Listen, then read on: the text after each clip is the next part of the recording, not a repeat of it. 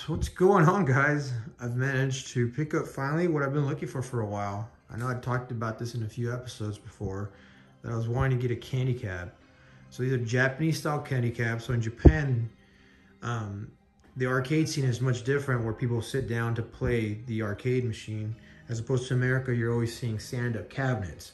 But I honestly like the Japanese style because you sit down, you can play, it's much more comfortable anyways. So I just need to make a bench for these or buy a bench for them anyways. But this is a great way to transition over into what the heck are these things. So these are Vewlixes, but they're not really Vewlixes. They're Chinese knockoffs called Chewlixes. The Japanese Vewlix is done by Taito, and they actually have what's called Taito Type X systems in them, like X1, 2, 3, 4. I think they're all the way up to 4 with Street Fighter 5 and Tekken 7 and stuff like that. And you can modify it. It's basically just like a gaming computer, PC in there that's pretty much been set up for arcade. That's pretty much what it really is, those Taito Type X systems. But regardless, I found these locally, which is crazy enough. You know, I'm not in the West Coast, you know, I'm in the center of the United States, so it's very difficult to find this stuff already because most of it's being imported from China to the West Coast, and then a lot of people that are in this hobby that are, you know, arcade operators will then ship it over to the States. So it's very difficult for like personal collectors to get them unless they order in lump sum with another group of people to get these in a container brought over to the States and then shipped to wherever they need to go. So it's a very intensive process for those that want to be involved in owning a candy cabinet, unless you can buy one in the wild, you know. But luckily, I was able to find these in the wild. There's a guy local here, so I was able to get a hold of him and confirm that he had these two and pick them up immediately. Like that same day that I found out he had them, I picked them up because I've been wanting to have one. And I actually got a pretty good deal on buying both as opposed to just one. So I'm really happy with that. But they do need a lot of work. Like these are just shells, pretty much what I bought them for. They were running, up until 2020, they were running Tekken 7, but it was like a strange foolery of Chinese way of making it work. It was like really crazy as far as how they made these work on Tekken 6, which I'll explain here shortly. But I bought these pretty much as just a shell, and the guy that I bought them from knew that as well, because he knew that what was on here was no good, and it had to be completely gone through and made more reliable, because the buttons that come originally, no good. The speakers are okay, but they're set to mono, which is, who knows why they did that when the amplifier that came with it actually could do stereo. But I'm going to replace all of that. So what I'm going to do with each of these is I got art packages for each one. So there's a guy in California that makes art for these, and I got one to be Ultra Street Fighter 4, because the colors fit really well with this cabinet. And I got one with Tekken 7. Fated Resurrection, I believe, the artwork. So I'm going to do one Tekken, one Street Fighter, because those are my two favorite fighting games. And then I found a guy out in New Zealand that makes reproduction toppers, the acrylic toppers that go here. Because unfortunately, when you buy these from China, they don't provide that to you. They don't provide you the toppers. They provide the screws and they leave it here for you to be able to have access to that. But unfortunately, you don't. Hey, buddy. Rise and shine. It's good morning. That's good morning.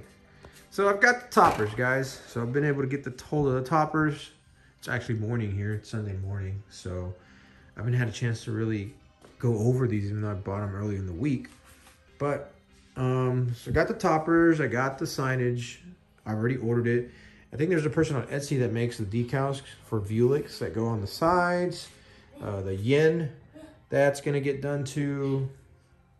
And then I'm going to go full Sanwa buttons on this entire setup. So I'm literally going to do Sanwa buttons, which is like 45 bucks a pop with shipping and everything for just one controller setup. So that's $100 on one.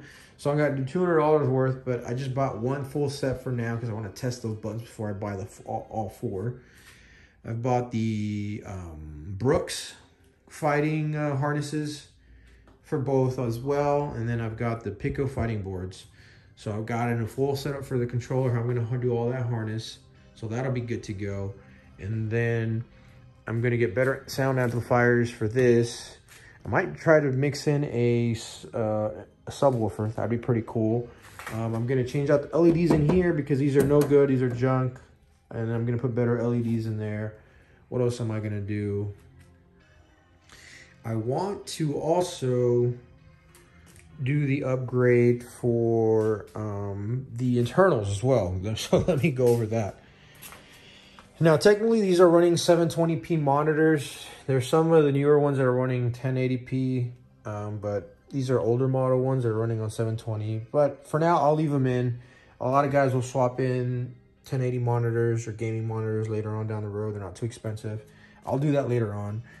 But these run on VGA and DVI, so I've gone ahead and bought a DVI to HDMI converter so I can hook up my Pi, because I'm going to test these with my Pi first, and then maybe I'll go with the PC route down the road. And then there's the amp, and you can see there's an extra channel here on the side, but it's only running on mono. Who knows? No idea, even though there's 2 plugs going in. That's pretty crazy that they did it that way. And they're daisy chained too.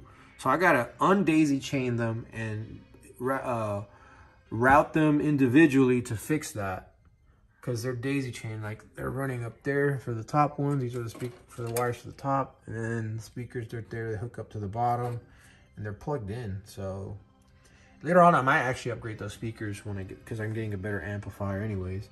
Now, this is the power supply. I'm not sure if we're going to keep it. I know it's a Chinese knockoff type of power supply. I might just get a brand new power supply that's more reliable than this, and then just hook up everything properly to it and call it a day.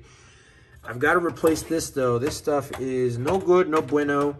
All this wiring stuff can be scary, maybe, I think, fire hazards. So I'm going to replace all these plugs, unbolt this, replace all the wiring and the plugs to be all American, US stuff. And not have to worry about maybe possible fire hazards with this and this. So this is the foolery that I was talking about here. So it was running on this harness, which looks like JAMA, and it was sitting on top of a MDF board that I took off here earlier.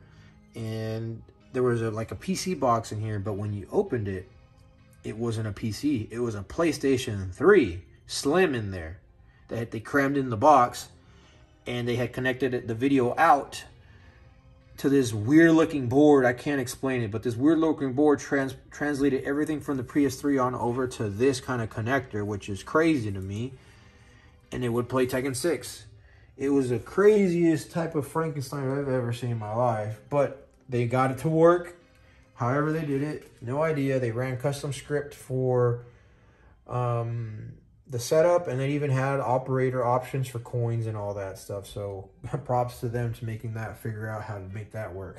They really are good at coming up with weird solutions. I'm going to put LEDs here to light up the marquee. This is just an acrylic cover that I can take off and replace, and I'm going to light that up properly. I'm going to light up the topper as well with LEDs, so that'll be good to go.